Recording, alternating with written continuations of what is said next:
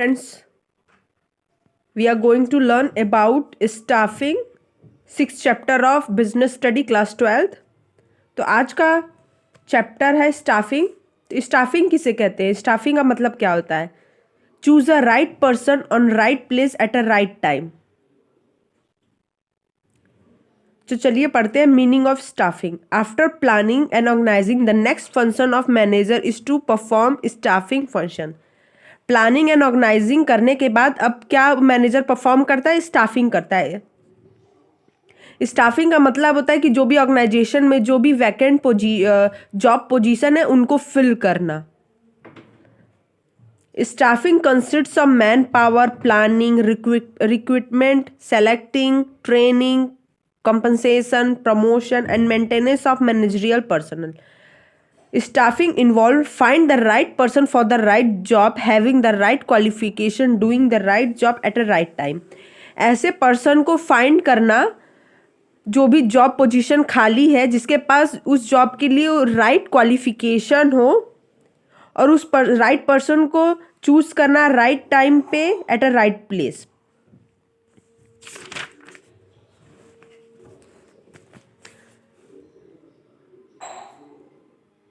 आपको समझ में आ गया स्टाफिंग क्या होता है? एम्प्लॉय को अपने जो भी ऑर्गेनाइजेशन में जो भी जॉब पोजीशन हमारी खाली है उनके लिए बाहर से लोगों को इनवाइट करना कि वो आके हमारे ऑर्गेनाइजेशन में इंटरव्यूज़ दे, एग्ज़ाम दें, और फिर हम उनको बेस्ट कैंडिडेट को सेलेक्ट करके हम उनको जॉब देंगे। हम जैसे हमारे जॉब है उनके हमारे जो भी रिक्वायरमेंट है, जो भी हमें क्वालिफिकेशन है, स्किल्स के एम्प्लॉय चाहिए, हम उन ऐसे एम्प्लॉय के एग्ज़ाम लेके उनका सेलेक्ट करके उनको जॉब देते हैं। तो अब चलिए पढ़ते हैं इंपॉर्टेंट नीड्स एंड बेनिफिट या एडवांटेज ऑफ स्टाफिंग। इसमें इंपॉर्टेंस भी हो गया, need, benefit, advantage of staffing. तो finding the role by obtaining competent personal. Staffing function is need to fill the job position. Staffing function क्यों जरूरी है? क्योंकि जो भी हमारे ऑर्गेनाइजेशन में या कंपनी में जो भी जॉब पोजीशन खाली है उनको फिल करने के लिए। There will be no use of job position unless and until these are occupied employ. Job position का कोई मतलब नहीं है जब तक उस पर एम्प्लॉय आके कोई भी वर्क नहीं कर रहे हैं। Staffing function only that employ are appointed to fill the vacant job. Staffing function क्यों किया जाता है? कि जो भी जॉब पोजीशन खाली है उस पर हम एम्प्लॉय अपॉइंट करें। फिर सेकंड पढ़ते हैं placing right person at a right job.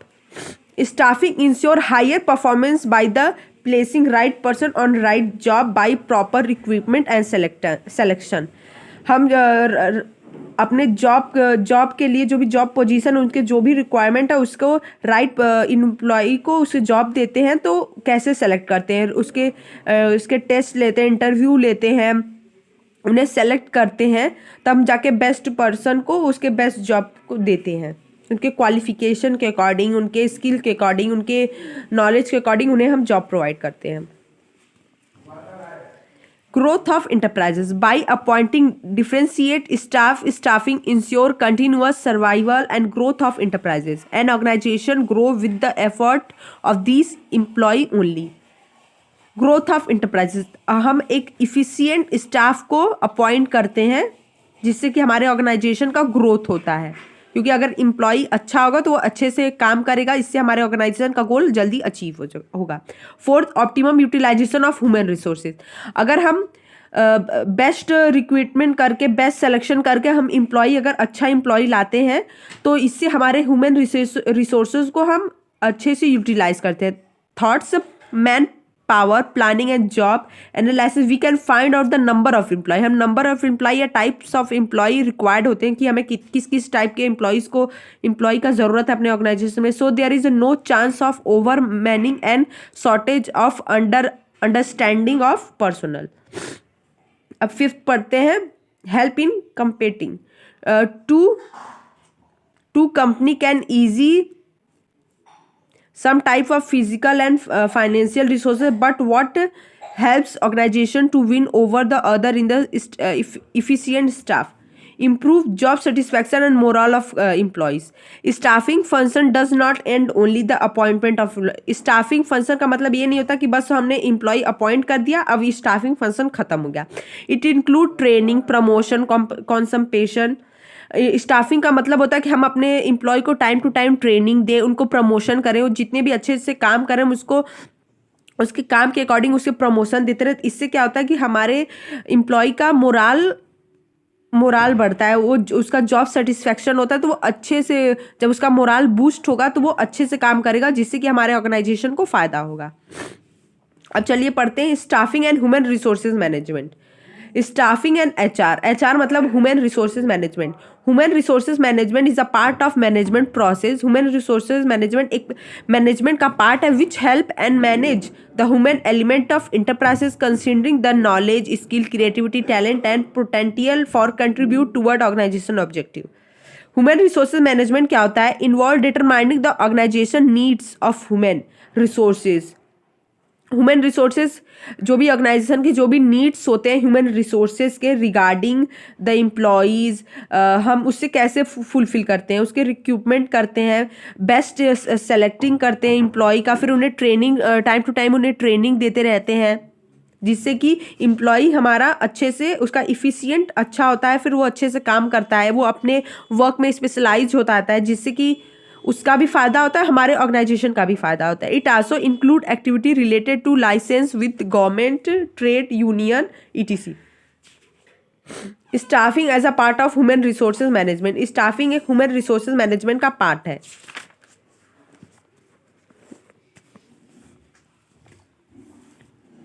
Staffing process.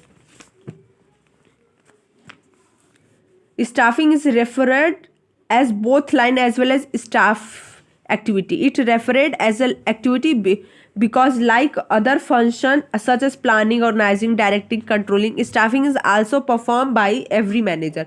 Staffing जो जैसे कि मैनेजर प्लानिंग करता है, ऑर्गेनाइजिंग करता है, डायरेक्टिंग करता है, कंट्रोलिंग करता है, वैसे ही मैनेजर को स्टाफिंग फंक्शन भी करना होता है. It is a staff activity because it is important area of management. Staffing बहुत ज़्यादा इंपॉर्टेंट होता है मैनेजमेंट के लिए. चलिए पढ़ते हैं staffing process. Estimating man power recruitment. Staffing process begin with the estimating of man power requirement which mean find out the number of या type of peoples needed by the organisation in the near future. Man power requirement का क्या होता है कि manager जो है वो estimate करता है कि फ्यूचर में, नियर फ्यूचर में हमें कितने टाइप्स के या कितने नंबर ऑफ कितने एम्प्लॉय की हमें ज़रूरत पड़ती है, उसे रिक्रूट करता है. Man power recruitment is not only find out number of people but also type of people कि किस किस टाइप के हमें एम्प्लॉयज़ चाहिए, कि उनके पास किस टाइप का क्वालिफिकेशन हो, कौन सा एजुकेशन बैकग्राउंड हो, कि हमें किस टाइप के पीपुल्स का अपॉइंटमेंट लेना चाहिए. Will assembling the types of man power required. Company should also make policy regarding number of people. जो मैनेजर है, जो कंपनी है, वो पॉलिसी बनाता है कि हमें किस टाइप के एम्प्लॉय की ज़रूरत है, कौन कौन से एजुकेशन बैकग्राउंड हो उनका, या कौन सा क्वालिफिकेशन, कौन से स्किल उनके पास होनी चाहिए, या हम बैकवर्ड क्लास के एम्प्लॉयज़ को जॉब देंगे या वुमेन फोर्स को देंगे, या मतलब पूरा वो पॉलिसी बनाते वो मतलब हम कैसे पीपल्स को इनवाइट करेंगे या कैसे हम एम्प्लॉय को अपने हाथ जॉब देंगे. तो अब समझ में आ गया होगा. अब चलिए पढ़ते हैं recruitment. It refers to process of inducing the people to apply for the job in the organization. यहाँ पे रिक्रूटमेंट का मतलब होता है कि ये एक प्रोसेस है जहाँ पे पीपुल्स आके जॉब के लिए अप्लाई करते हैं ऑर्गेनाइजेशन में. After assessing the number of type of people required, मतलब कितने टाइप के पीपुल चाहिए, किस टाइप के पीपुल चाहिए. The manager try to more and more people should apply for the job. Manager सोचता है कि वो ज़्यादा से ज़्यादा लोग यहाँ पे अप्लाई करें, क्योंकि अगर ज़्यादा लोग होंगे तभी वो उनमें से बेस्ट कैंडिडेट को सेलेक्ट करेगा. अगर कम लोग होंगे तो फिर कैसे उसमें से बेस्ट को वो सेलेक्ट करेगा, जो होंगे उसी में से उनको सेलेक्ट. अगर ज़्यादा से ज़्यादा लोग होंगे तो उनके पास ज़्यादा बेस्ट कैंडिडेट को उनको सेलेक्ट करने का मौका मिलेगा. फिर उसके बाद होता है casual caller. Generally the large organisation maintain an appointment application file in which the keep all the pending application with the job sick leave with the reception। बहुत सारे जो एप्लीकेशन है, जो भी ऑर्गेनाइजेशन के पॉलिसी को नहीं फॉलो करते हैं, जैसे कि उनके पास वो क्वालिफिकेशन नहीं होता है, वो तो वहीं से रिसेप्शन से ही वो एप्लीकेशन हटा दिए जाते हैं। फिर उसके बाद media advertising. The most common and popular method of external recruitment is advertising about the vacant job position. अगर किसी कंपनी को अपने जॉब पोजीशन खाली है, उसके लिए एम्प्लॉय चाहिए, तो वो मीडिया के थ्रू एडवर्टाइज करता है, या पेपर्स में या मैगजीन में या न्यूज़ पे वो एडवर्टाइज करवाता है कि हम इस कंपनी में इस क्वालिफिकेशन के एम्प्लॉयज़ की ज़रूरत है, तो आके वो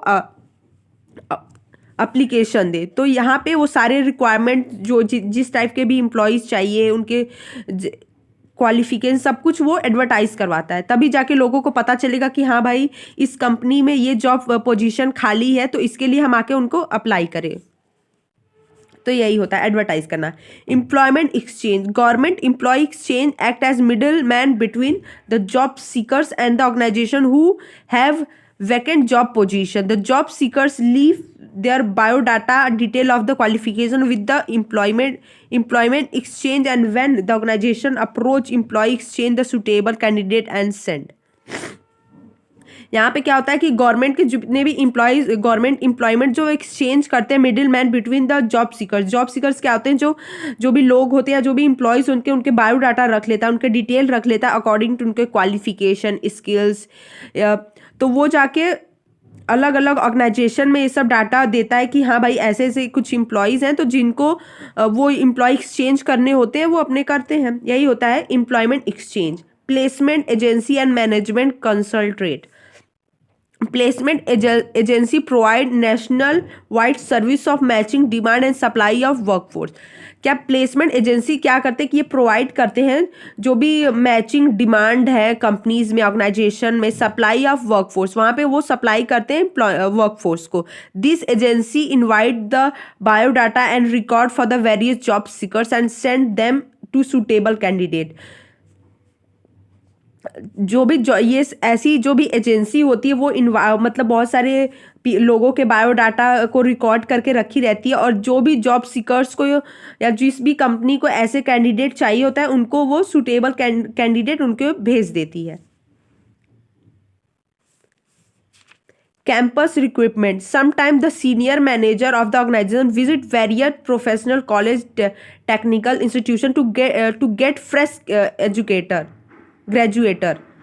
कैंपस रिक्रूटमेंट में क्या होता है कि जैसे कि सीनियर जो मैनेजर्स होते हैं वो अलग अलग कॉलेज में, अलग अलग इंस्टीट्यूट में जाके फ्रेश एजुकेटर को रिक्रूट करने के लिए जाते हैं। This type of requirement is more common of engineering, computer programs, MBA। ये सब बहुत ज़्यादा कॉमन है इंजीनियरिंग कॉलेज में या कंप्यूटर प्रोग्राम में, MBA में ऐसे रिक्रूटमेंट होते रहते कि फ्रेश वो जाके जो भी ऑर्गेनाइजेशन के जो भी मैनेजर है वो जाके इंटरव्यूज़ लेते हैं कॉलेज में, फिर जो भी उनको सेलेक्ट करते हैं वो आके उनको जॉब देते हैं।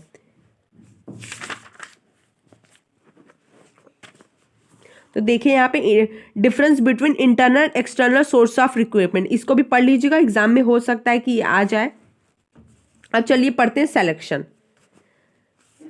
रिक्रूटमेंट हो गया, अब सिलेक्शन पढ़ते हैं। इससे पहले आप प्लीज़ हमारी वीडियो को लाइक कर दीजिए और हमारे चैनल को सब्सक्राइब कर दीजिए और अपने फ्रेंड्स ग्रुप में इस वीडियो को शेयर कर दीजिए। प्लीज़ हमें सपोर्ट करिए, हमारे चैनल को सपोर्ट करिए, ज़्यादा से ज़्यादा लाइक करिए, शेयर करिए, प्लीज़ थोड़ा हेल्प करिए। तो चलिए अब शुरू करते हैं। Selection can be defined as discovering most promising and most suitable candidate to fill up the vacant job position in the organisation.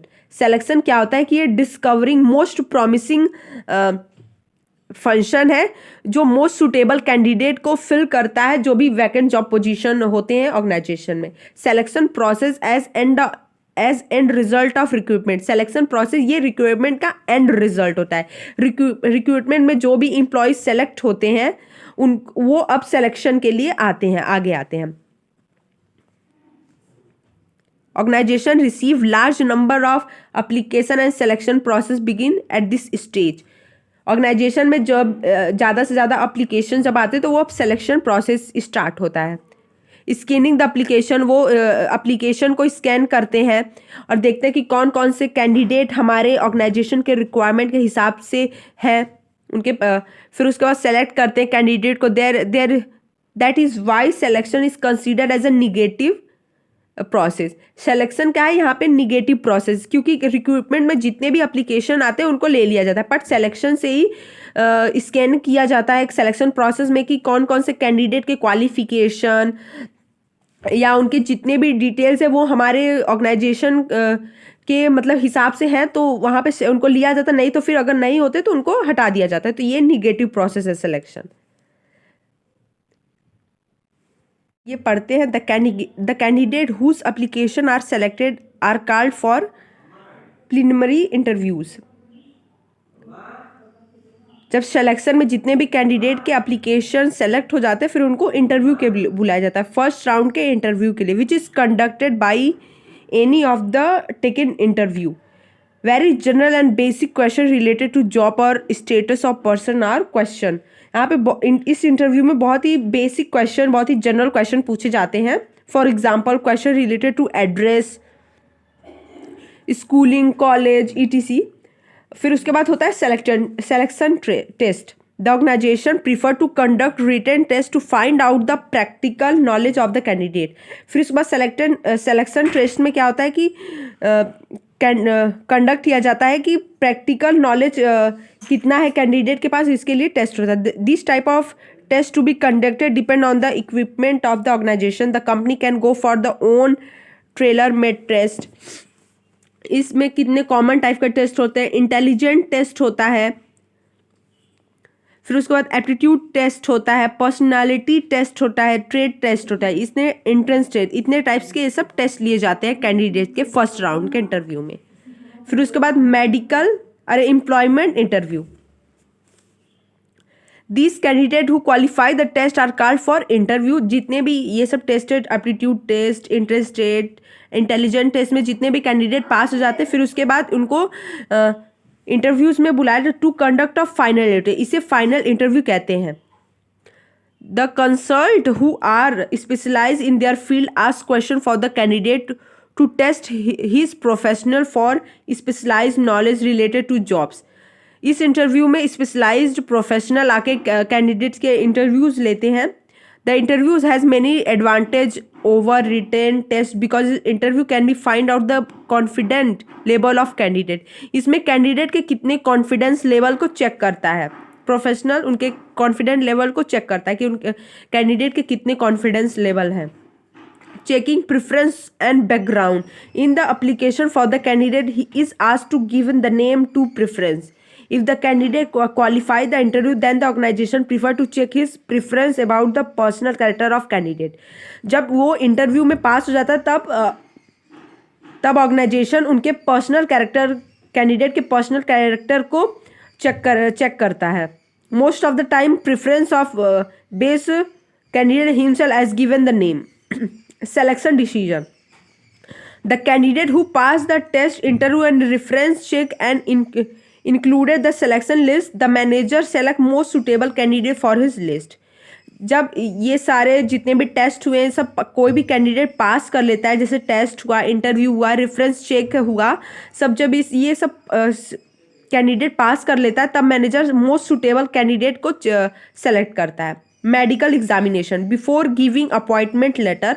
Candidate को बिफोर मतलब अपॉइंटमेंट लेटर देने से पहले उनका मेडिकल एग्जाम क्योंकि वो मतलब फिजिकल तरीके से पूरा सही है कि नहीं, पूरा डॉक्टर के थ्रू उनका पूरा चेकअप होता है कि पूरा वो फिजिकल तरीके से कैंडिडेट सही है कि नहीं, तब उसके बाद उसको अपॉइंटमेंट लेटर दिया जाता है। तो यहाँ पे सिलेक्शन का पूरा प्रोसेस कंप्लीट हो चुका है।